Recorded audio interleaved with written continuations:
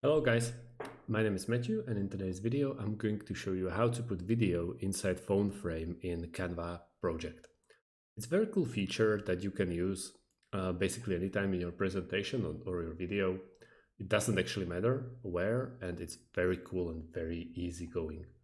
First of all, let's go to elements and put frames in here, as I did before, and pick the Mac one or iPad one or this iPhone, let's say. Drag it on the screen.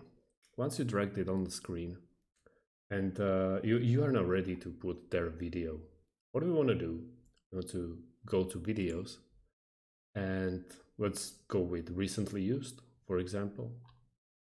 Let's go with this girl in a nice dress. We drag the image inside the mobile phone, just like that. And as you can see, the video is playing inside this frame, and inside this frame only.